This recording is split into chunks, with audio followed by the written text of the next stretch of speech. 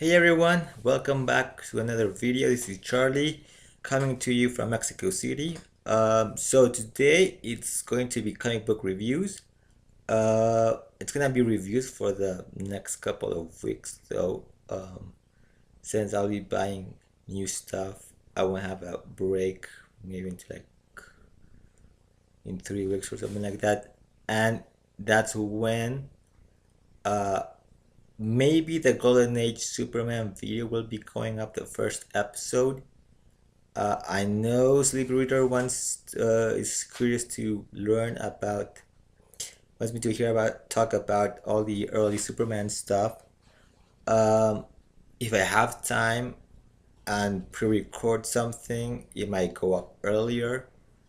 If not, it will be coming out on whatever Saturday I record the video, because I record these videos on Saturdays. But if I have time, maybe to record something, I'll probably pre-record a few videos for the retro reviews and the Golden Age stuff. Which, by the way, you haven't seen the retro review video for Flash Volume 2 number 79, please do so. It's a little bit about my history with, I talk about my early history with comics, and what I thought about the actual book as well. Um, but yeah, next week I have some new books, and the week after that, new books also come out. So uh, these little sort of not semi-regular things usually show when I don't buy anything new, since I'm kind of cutting off a bit on books, though with the exchange rate going down right now, if it keeps it up, I may probably be able to buy more books, because as I've explained, here in Mexico, if it gets too high, a 3.99 book ends up, I think the highest I've paid for a 3.99 book was like 94 pesos. That was a few weeks ago. It's been going down. Hope it goes down a little bit more, because of the way comics cost. I'm subject to, I can't buy too many books without, you know, trying to save some money for something else. So anyways, today I will be talking about two books, and one of them is heartbreaking, uh, and the other one is not so much. So I'll start with, and I can't believe I'm saying this, Action Comics 1001. I mean, it sounds even weird saying it. I mean, saying Action Comics 1000 was weird. This is weird, stranger. So this issue actually picks up from the cliffhanger at the end of Man of Steel number 6, where this young boy shows up to the fire station and tells the deputy chief that it was Superman who started the fires. As we learned, actually somebody paid this kid off to say that, and we made this sort of crime cabal, this sort of secret or crime organization, organized crime organization, who are operating below Superman's radar. They even have some dude, um, they're sort of a version, like a criminal version of Oracle, if you will, uh, who is watching Superman's every move. I mean, at this double page, right? I mean, he's got like hundreds of monitors just seeing what Superman's up to, and when they're sure Superman is gone, this mysterious man, tells them to, sort of move in and do their thing. they actually are hiding in this sort of house inside this tank, so that Superman doesn't even see them. Uh, so there are a bunch of gang members here, and we learned that. Uh, let's see. Yeah. This guy here, this big guy here, is the one. Here we go. This guy here is the one that paid the kid off to sort of say, it's Superman who actually started the fire. But being that Superman is involved in the investigation, the David Chief Moore is not so certain about how she should proceed, since for whatever reason, she does have reasons to doubt. I mean, he is Superman, and this kid here is sort of maybe a little bit intimidated, so he might be willing to say something. Of course, Superman can detect when someone is lying, but again, the deputy chief doesn't really, can't necessarily take Superman's word for it, since he is being, sort of accused of doing that. So, I mean, she does understand that. Um, we also get the whole Daily Planet thing as well. Continuing on the relation, people wondering where Lewis is as well, which I like, seeing more of the Daily Planet. It also seems that the timing of this issue, it takes before Superman #1. It's more, I think it's much more immediate to where Man of Steel ended. It seems like action might have been moved a little bit further ahead. It does mention, for example, that the gossip columnist seems to be working about a week.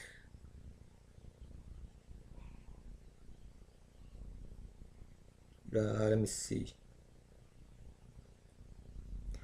Yeah, she seems to be like the custom column seems to be very new. Since her introduction in Action Comics, it seems. Actually, it does seem that this takes actually the next day, as it's stated here. So it's very immediate after Man of Steel number 6. So when she sort of shows up, mentions about cornering him in the. She mentions cornering Clark at Perry's office yesterday, which actually happened, I believe, around early in Man of Steel, probably the second or third issue, somewhere around there. So it does seem that very compressed amount of time between Man of Steel occurred to this particular issue as well. We're also introduced to a new villain, this fiery villain, a villainess, actually, a female villain that goes by the name of Red Cloud. So, new villain for Superman, Red Cloud, is introduced in this issue, and went with a very strange cliffhanger. Seems that Lewis is back as well, and writing the secrets of Lewis Lane. So who is this the real Lewis? Is this different Lewis? We don't know. So that's where it ends. Very entertaining issue. Lots of stuff happening. The whole fire thing mystery is actually solved. Solved in the sense that now we know that some of these criminals working together, this organization, some of them are actually responsible for the fires,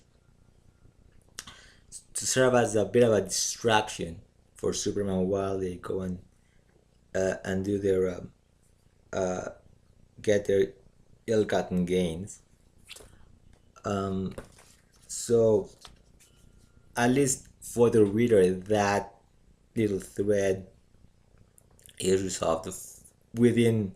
For Superman himself, that's probably gonna be the whole story happening for I guess the first year, as Superman continues to investigate the fires and even discover this little secret crime organization working on beneath Superman's radar. Yeah, so great, a really enjoyable issue. And this is of course the David Mack cover, and of course the art is by Pat Gleason. So he didn't. He may have ended his run on Superman as a co-writer, but is still sticking with Superman. Then the heartbreaking issue, Saga, number 50, chapter 54. Not only is this the last issue of the last arc, but it's the last issue of Saga for the foreseeable future, as we learned that Vaughn and Stables are going to take a long break for at least a year, and they ended it in a bit of a bummer. Marco dies, so yeah, I mean, when I read this, it was like he's dead, and that's where it ends for the foreseeable future. So for a year, we're going to wonder what happens next. I mean, what a way to end. But at the same time, it sort of seems like it closes a bit of a cycle. They've been doing this for 54 issues. And it sort of brings things full circle, in a sense. Because by the end of the issue, Hazel's narration from the end of the first issue is repeated as we sort of go through this flashback sequence in the last three, in the last in the last 4 pages. We get this sort of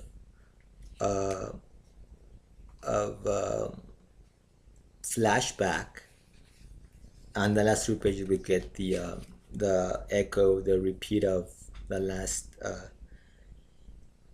pages of the first issue. So the wheel has found the two bounty hunters have found Marco, Lana, everyone. So last issue, Sir Robert dies, and so we're left with Marco and the wheel facing up. It's a fierce battle, but at the end, when Marco actually had him at his mercy, right here, and very much here.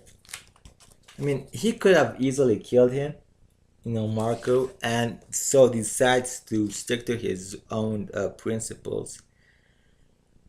And that moment of, saying, I'm not gonna kill somebody, he gets killed. And it sort of changes the whole dynamic of the book. Because, I've only read about a handful of issues. I've got volume 1 and volume 2, so I've read the first 2 arcs, and I've read the last 2 arcs, the first 2 arcs, and I've read the last 2 arcs, plus some issues here and there. And death seems to be a cycle that comes for characters in this series, but they're usually supporting characters, not so much the leads. The leads are always in danger, but never um, in danger to actually, you know, come to any sort of major harm. So with killing Marco, that sort of changes things because they actually killed the lead character. And in, for example, superhero comics, when you kill a lead character, it becomes cliche that they never really stay dead. They never stay dead for long, which is also the name of a podcast. Very good podcast, a great podcast. Hosted by Matt. Wednesday Serial, Sleepy Reader 666, which I really enjoy whenever I get a chance to hear them. Though I usually don't listen to podcasts. Recently, I've never really listened to podcasts, but it puts the audio on YouTube. So when I get a chance, I actually listen to them. So besides the plug, which gentlemen, I hope you tell me when I can expect my check for that plug. But seriously, I think it surprised a lot of people that Vaughn did this. That Brian K. Vaughan just went up and killed one of the lead characters. But we are reminded, as the lines from the first issue are repeated in narration. It's repeated that this really isn't Alana's or Marco's story, but a Hazel story. And we're reminded that uh, it was through her parents' sacrifices, through everything her parents did to keep her safe, that she ends up, leading to a tender to grow old and live. So this is perhaps one of the biggest sacrifices that we've seen from one of her parents, which is he died to make sure Hazel is safe. So very emotional, and I think the way Marco died is he died for his principles, and I think it's better die knowing that you lived a good life and you had the most wonderful moments than living with the guilt of having to kill another person. And since Marco is a pacifist, uh,